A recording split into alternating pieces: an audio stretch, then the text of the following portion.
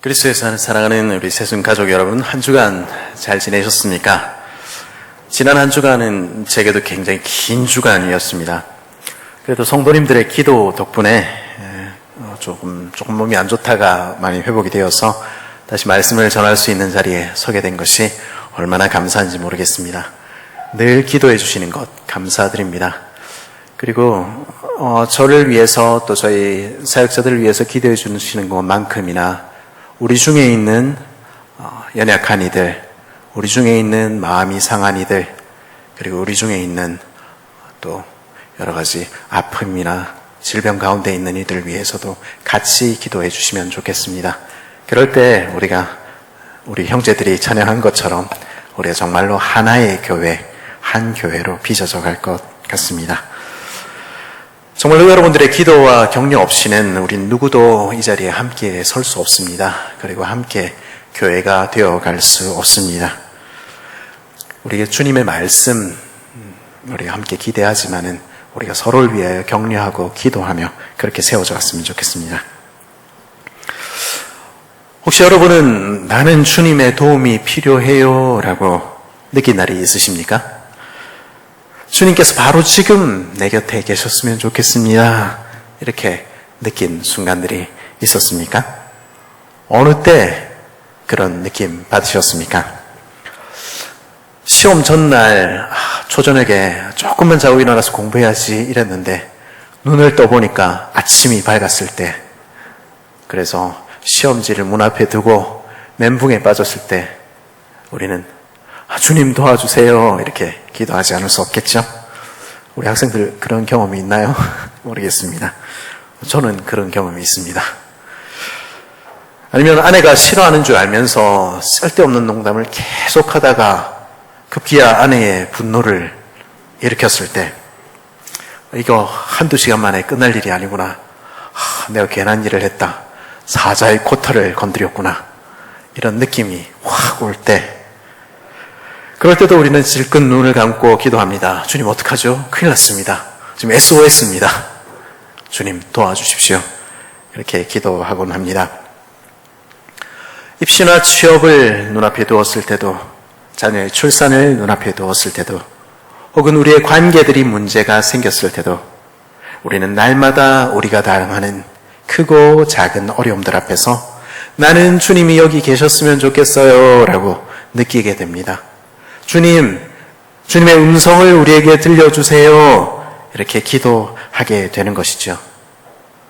그런데요, 때로는 주님께서 즉각적으로 우리에게 응답해 주시는 그런 복된 순간들도 인생에는 있지만은 매번 그런 것은 아닙니다. 아니, 오히려 더 많은 순간에 우리는 우리의 사정은 주님께 가리워졌으며 우리의 간구는 들으심을 입지 못한다. 그렇게 느끼기도 합니다.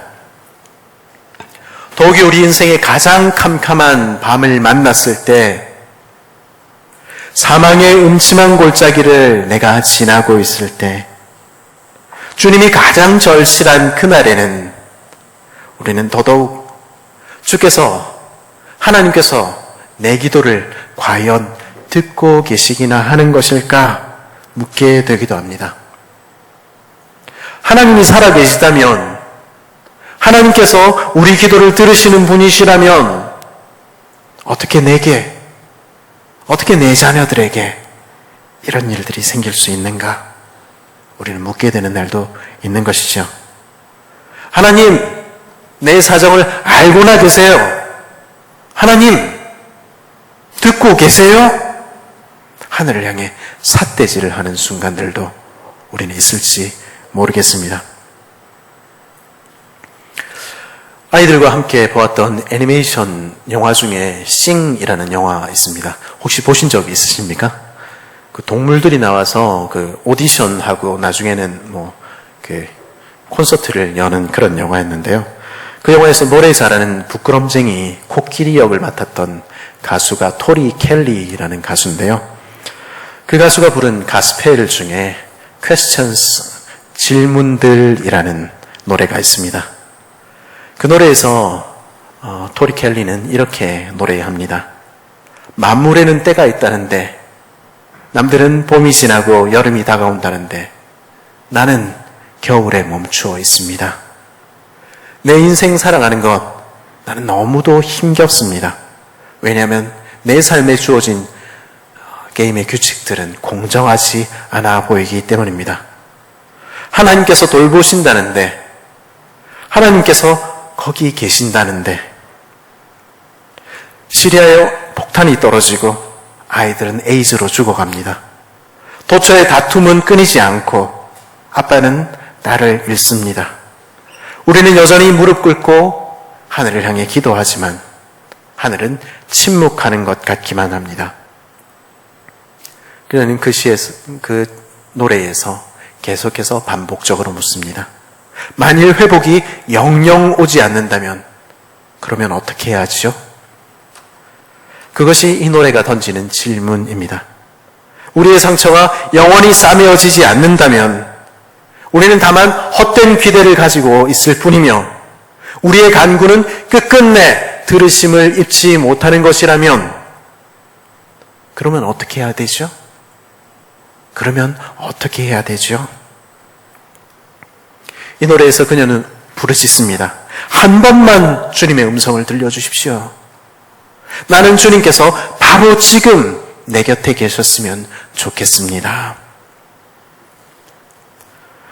그런 날에 우리 주님은 너무 멀리 계신 것처럼 느껴집니다. 저 멀리 하늘 보좌에 앉아 계신 분, 그렇게 느껴지는 것이죠. 내 사정에 관심을 갖기에는 구질구질한 내 삶의 그런 이야기들에 관심을 갖기에는 주님은 너무 멀리만 계시는 것처럼 느껴지는 것입니다. 그분은 큰 일, 그분은 위대한 일, 그분은 우주를 운행하는 일, 그분은 유명한 사람들, 거기에 그것만 해도 너무 바쁘셔서 내게는 관심을 갖지 않으시는 것 아닌가, 내 기도는 들으시지 않는 것 아닌가, 그런 생각하게 되는 것이죠. 내 삶에는 주님의 흔적이 보이지 않고 나는 주님 없는 인생을 살아가는 것처럼 그렇게 느끼기도 합니다. 과연 그런 것일까요? 그런 날에, 내 인생의 캄캄한 날들에, 내 삶이 풀리지 않는 날들에 우리는 다시 말씀으로 돌아가야 합니다. 우리의 감정이 아니라 우리에게 계속 잘못된 정보를 주입시켜주는 세상이 아니라 우리 주님의 음성에 귀를 기울여야만 합니다. 오늘 아침 우리가 고백한 사도신경은 우리에게 뭐라고 알려줍니까? 나는 하늘에 오르시고 전능하신 하나님 아버지 우편에 앉아 계시는 주님을 아느냐고, 그분을 믿느냐고 우리에게 묻고 있는 것입니다. 하늘에 오르신 분, 그리고 하나님 우편에 앉아 계시는 주님, 그분은 누구십니까? 우리가 그 고백을 할 때 우리는 어떤 주님을 믿는 것입니까? 누가복음, 우리가 아침에 읽은 누가복음 24장 50절에서 53절 우리 다시 한번 함께 읽어볼까요? 같이 한번 읽어보겠습니다. 시작. 예수께서 그들을 데리고 베다니 앞까지 나가사 손을 들어 그들에게 축복하시더니 축복하실 때에 그들을 떠나 하늘로 올려주시니 그들이 그에게 경배하고 큰 기쁨으로 예루살렘에 돌아가 늘 성전에서 하나님을 찬송하니라. 아멘. 누가복음의 말씀은 우리 주님께서 하늘로 올라가신 그 사건을 가리켜서 떠남이라고, 떠나신 사건이라고 표현합니다. 주님이 이제 우리 삶을 떠나신 것입니다. 제자들을, 우리가 만일 제자들이 되었다고 생각해 보십시오. 이제 남겨진 제자들은 주님께서 이제까지 3년 동안 내 곁에 항상 계셨던 주님께서 더 이상 계시지 않는 현실들을 살아가야만 합니다. 지난 3년 그들은 행복했습니다. 늘 그들 곁에 계셔서 그들의 이야기에 귀 기울이시며 때로는 핀잔도 주시던 주님, 그들이 힘들 때 정말로 그들의 어깨를 두드리시며 힘내 그러면서 떡을 주시고 또 고기를 구워주시며 그렇게 그들을 위로하셨던 그 주님, 그리고 그들이 사랑했던 주님, 그 주님과 함께한 날들은 얼마나 복된 날들이었을까요? 우리는 나는 주님께서 지금 내 곁에 계시길 원합니다. 우리는 그렇게 고백하고 그렇게 부르짖지만은 그 사람들은 정말로 주님이 그들의 곁에 계셨던 것 아닙니까? 주님을 만지며 주님께서 그들을 얼싸안으시며 그 주님을 온몸 가득 경험했던 것 아닙니까? 그 경험들은 얼마나 행복한 것이었을까요? 그런데 주님께서 지금 그들을 떠나가시는 것입니다. 그들 살아생전에는 다시는 그 주님을 육신의 눈으로 배웁지 못할 것입니다. 그들은 이제 마치 지금 우리가 그렇듯이 그들의 눈으로 주님을 배울 수 없는 날들을, 주님이 그들과 함께 육신으로 계시지 않는 것 같은 날들을 살아가야 할 것입니다. 오늘 우리가 느끼듯이 그들 역시 힘든 날들, 외로운 날들, 힘겨운 날들을 살아갈 때 그들의 손을 잡아주시고 그들의 어깨를 두드려주시는 주님은 더 이상 계시지 않을 것입니다. 그런데 이상한 일이 있습니다. 그런 이별의 장면을 가득 채우고 있는 것은 전혀 뜻밖의 모습들입니다. 탄식하고 절망해도 시원치 않을 그곳에 축복과 찬송이 울려 퍼지고 있는 것입니다. 눈물로 가득해야 할 그 이별의 장소에 기쁨과 경배가 그 자리를 대신하고 있는 것입니다. 왜일까요? 그들은 어떻게 그럴 수 있었을까요? 오늘 아침 우리가 읽은 히브리서의 말씀은 우리 주님의 하늘에 오르신 그 사건을 다른 말로 우리에게 설명해 줍니다. 우리 히브리서 4장 14절 말씀 같이 한번 읽어볼까요? 시작. 그러므로 우리에게 큰 대제사장이 계시니 승천하시니 곧 하나님의 아들 예수시라. 아멘. 여기서 승천이라고 너무 간단하게 번역된 히브리서의 이 구절은 사실은 하늘들을 통과하여 가셨다 하는 말씀입니다. 단순히 너와 내가 이제 그만 헤어지자 하는 결별이나 이별이 아니라, 그런 떠남이 아니라 하늘들을 통과하여 하나님 아버지께로 가시기 위한 떠남이셨다. 우리 주님은 그렇게 말씀하시는 것입니다.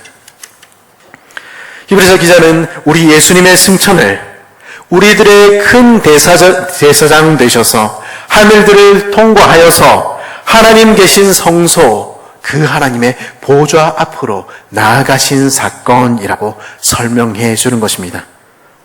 이 부분을 히브리서 9장 24절은 보다 직접적으로 이렇게 표현합니다.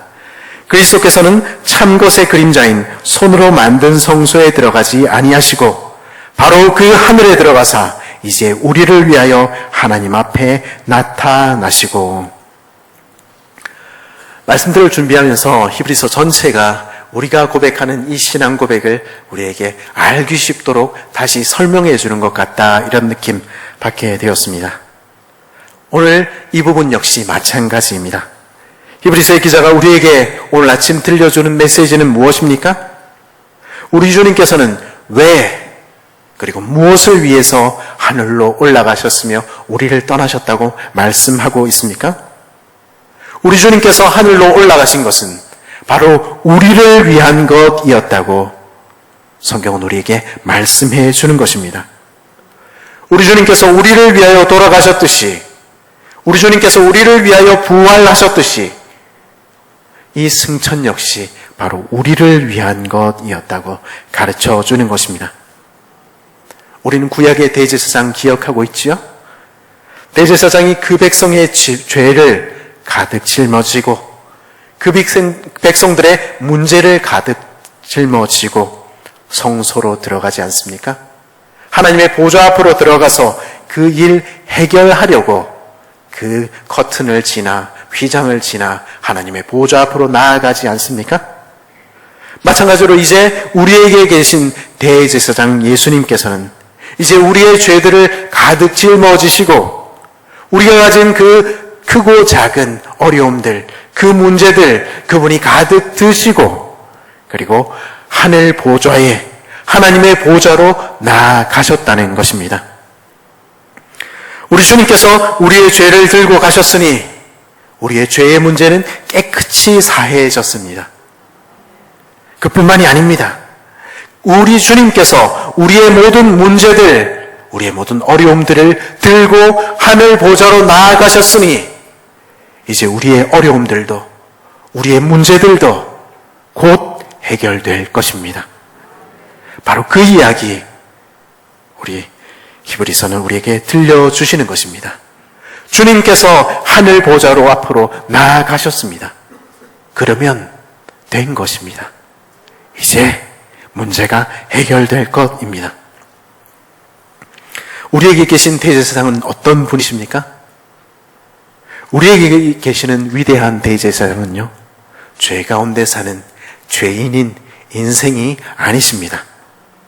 죄인인 인생들은요, 자기 문제도 해결하지 못하면서 남의 허물을 들추고 남을 비난하는 데는 얼마나 빠른지 모릅니다.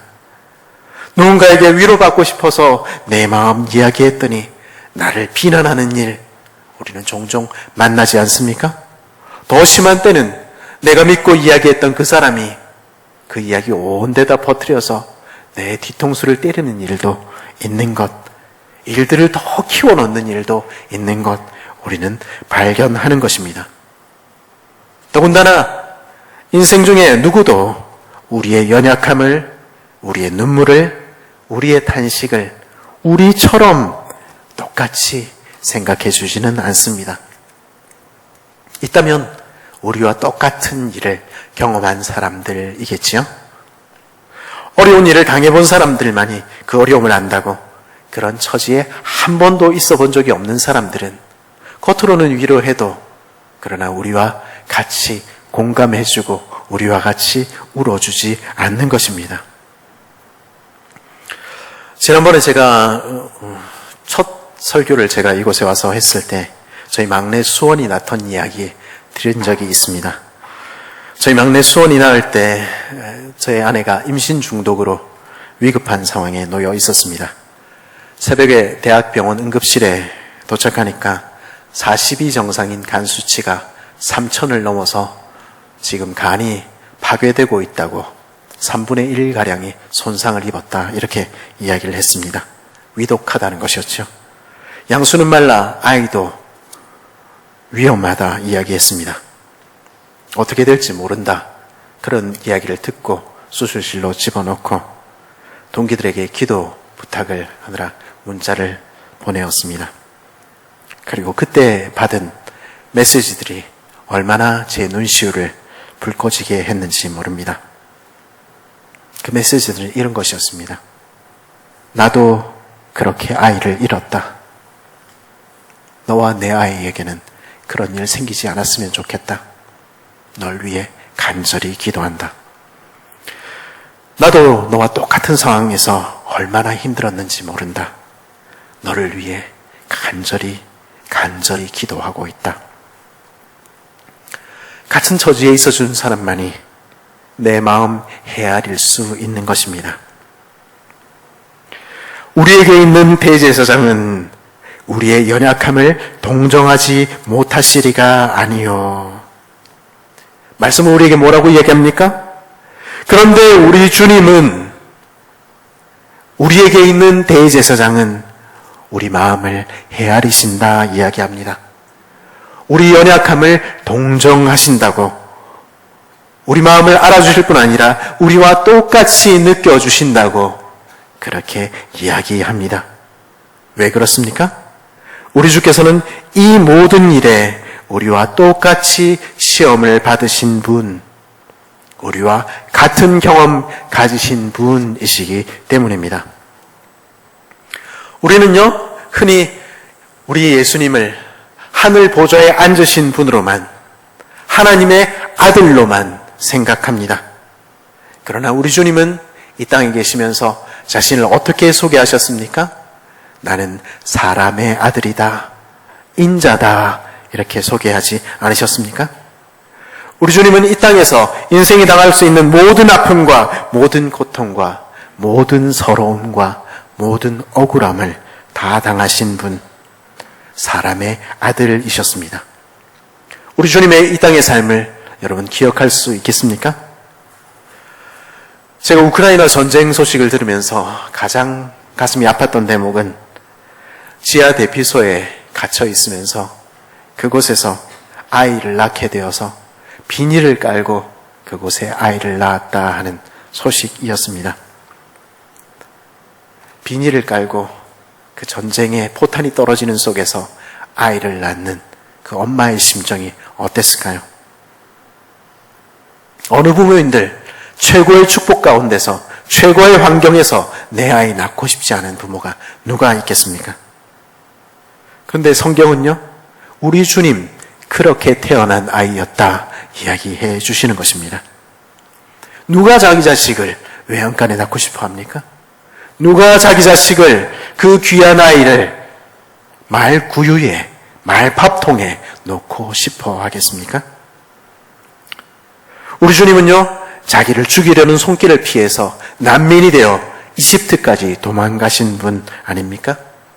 정권이 바뀌고 세상이 바뀌어도 무서워서 고향 찾지 못하고 유대의 왕, 유대를 다스리는 통치자의 손길이 머물지 않는 갈릴리로, 나사렛으로, 그 궁벽한 곳으로 숨어서 사셔야 했던 분이십니다.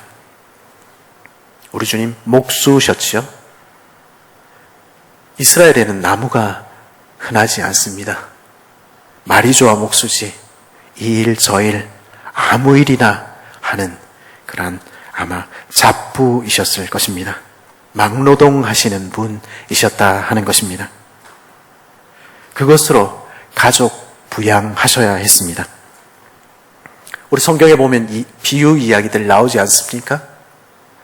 서푼도 되지 않는 그 한 드라크마, 아무 가치도 없는 그 동전 하나 찾으려고 집안 구석구석을 뒤지는 어머니 이야기 우리 발견할 수 있지 않습니까? 그 어머니가 예수님의 어머니, 예수님 옆집의 어머니들 아니었을까요? 하루 종일 떼약볕 아래 일이 없어서 서성거리다가 포도원 앞을 서성거리다가 밤이 저녁이 되어 그저 빈손으로 집으로 돌아가는 품꾼의 이야기, 그 이야기 예수님 자신의 이야기, 그리고 예수님 친구들 이야기 아니었을까요? 우리 주님 얼마나 고생을 하셨는지, 그 얼굴 얼마나 상했는지 주님의 적대자들이 예수님에게 묻습니다. 네가 보아하니까 나이 50은 안 된 것 같은데. 우리 주님 그때 나이가 얼마셨죠? 꽃다운 30입니다. 일찍이 아버지를 여의시고 홀어머니와 동생들을 건사하셔야 됐던 분이 우리 주님이십니다. 우리 주님 십자가에 달려 돌아가실 때 십자가의 그 위대한 순간에 우리 주님의 마음을 누르는 짐이 있었습니다. 그것은 내가 죽으면 우리 엄마 어떻게 하지? 그 걱정이 우리 주님의 마음을 가득 채운 것입니다. 말라 비틀어져서 나오지 않는 목소리로 우리 주님은 그 십자가 아래 서 있는 어머니를 향해 말씀하셨습니다. 여자여 보소서 아들이니이다. 무슨 말입니까? 엄마, 요한이 돌봐줄 거야. 보라, 내 어머니라. 요한, 엄마를 부탁해.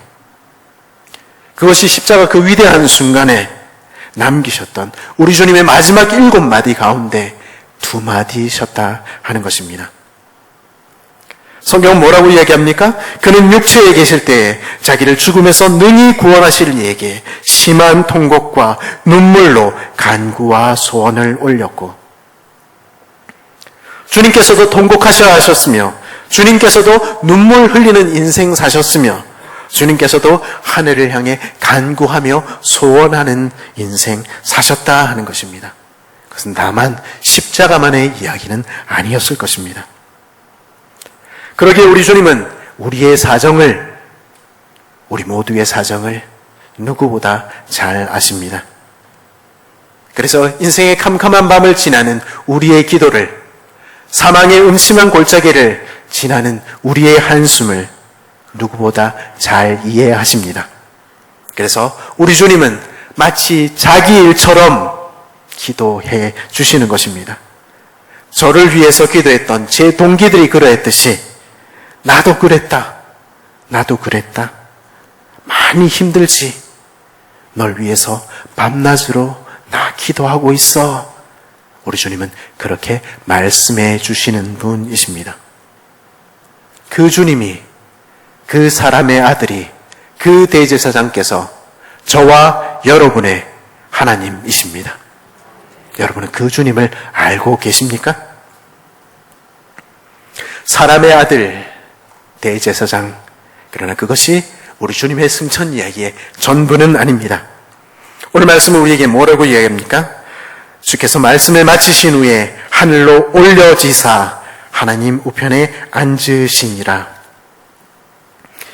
이 부분에서 성경은 우리에게 주님의 승천을 하늘로 올려지신 것, 다른 말로 하나님께서 들어 올리셔서 그 보좌 우편에 앉히신 사건이라고 증거합니다. 여호와께서 내 주께 말씀하시기를 내가 내 원수들로 내 발판이 되게 하기까지 너는 내 우편에 앉아 있으라 하셨도다. 그 말씀이 성취된 것입니다. 우리 주님의 승천은 우리 주님의 대관식이십니다. 이 부분을 바울은 보다 명확하게 이렇게 표현합니다. 우리 빌립보서 2장 9절에서 11절 우리 스크린에 뜨는데요. 보이시는 분들 함께 같이 읽었으면 좋겠습니다. 같이 읽겠습니다. 시작.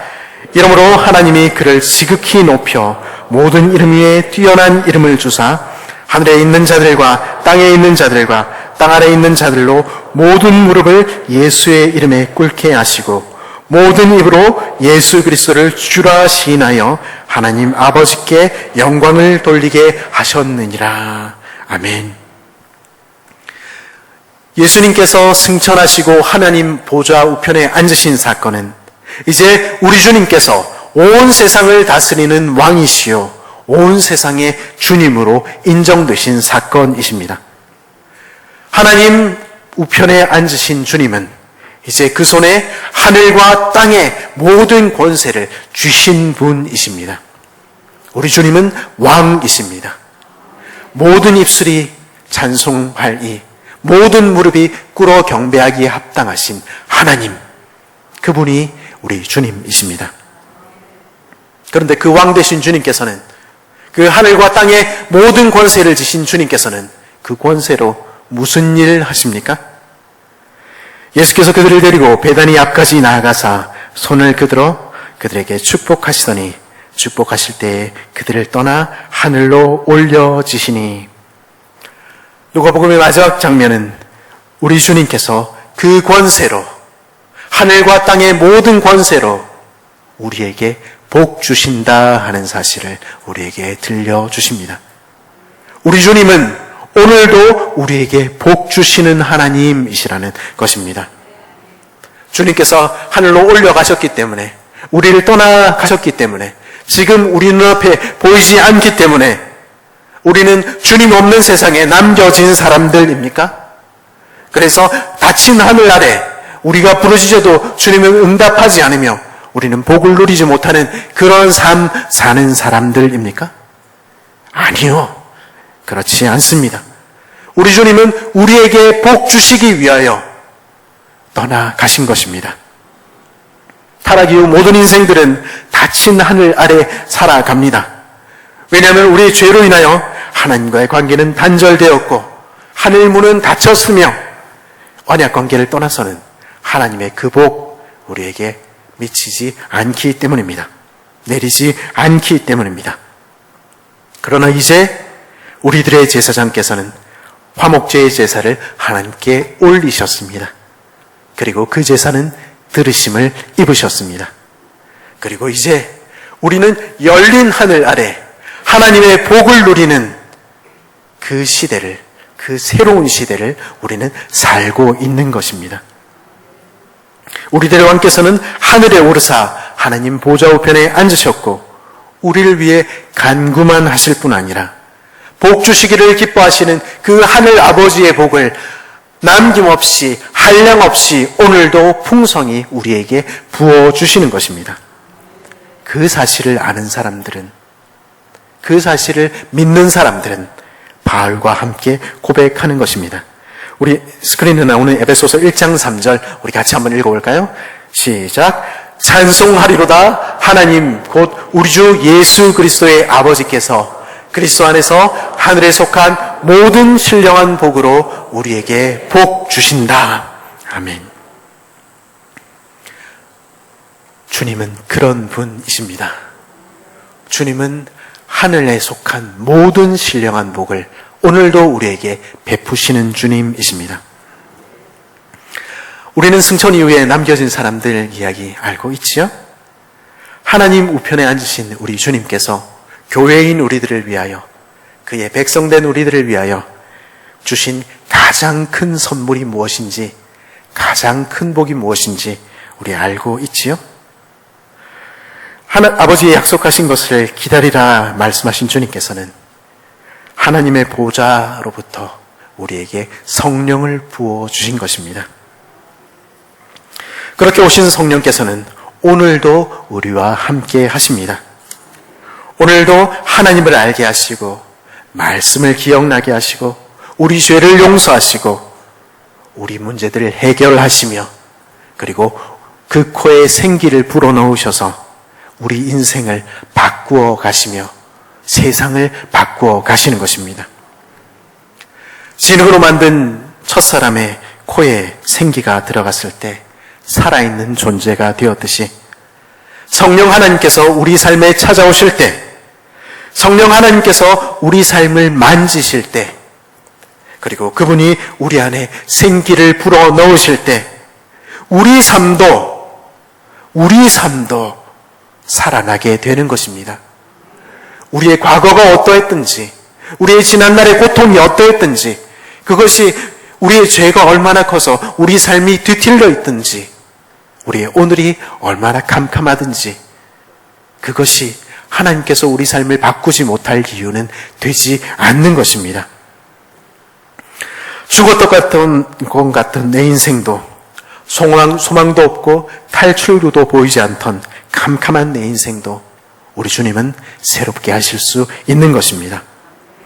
하늘 보좌에 앉으신 우리 예수님께서는 오늘도 우리 삶을 다스리시며 인도하시는 우리 주님께서는 그렇게 하실 수 있습니다. 우리의 실패들을, 우리의 절망들을, 우리의 실수와 우리의 죄로 엉망이 되어버린 내 삶도 주님께서는 만지시고 빚으시고 다듬으셔서 새롭게 만드실 수 있는 것입니다. 그리하여 가장 아름다운 보석으로 가장 빛나게 만드실 수 있는 것입니다. 모든 것이 합력하여 선을 이루느니라 이야기할 때 그 모든 것이 앞에 이야기, 무슨 이야기인지 우리 알고 있지요? 사망이나 고통이나 적신이나 그 모든 것, 눈물이나 탄식이나 그 모든 것이 변하여 선한 것, 보석 같은 것 되게 하시는 것입니다. 그뿐이 아닙니다. 그리고 우리 주님께서는 한날 그 일을 위하여 하늘 보좌에 앉으신 것입니다. 그리고 성령으로 늘 우리와 함께 하시며 새롭게 하시는 것입니다. 말씀을 우리에게 권면합니다. 그러므로 우리는 긍휼하심을 입고 때를 따라 돕는 은혜를 얻기 위하여 은혜의 보좌 앞으로 담대히 나아갈 것이니라. 아멘.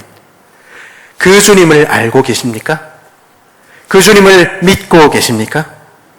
그 주님을 아는 사람은, 그 주님을 믿는 사람은 낙심하고 원망하는 것으로 우리의 소중한 날들을 채우지 않습니다. 대신에 믿음의 주요 온전케 하시는 이인 예수를 바라보는 것입니다. 우리가 피곤하고 낙심하는 순간에, 우리에게 일어날 힘이 없는 그 순간에도 우리는 주님을 생각하는 것입니다. 믿는 돌이 우리가 고백한 그 신앙 고백을 굳게 잡고 때를 따라 돕는 은혜를 얻기 위하여 가장 캄캄한 인생의 밤에도 그렇게 주님 앞으로 나아가 예배하며 주님의 이름을 부르며 그렇게 은혜의 보좌로 나아가는 것입니다. 어떻게 이 일이 해결될 수 있습니까? 우리는 모릅니다. 우리는 그저 질문하며 우리는 그저 간구할 뿐입니다. 우리는 하나님의 뜻도 하나님의 계획도 하나님의 인도하심도 우리는 다 알지 못합니다. 그러나 한 가지 우리가 아는 것, 우리에게 대제사장이 계시다는 것입니다.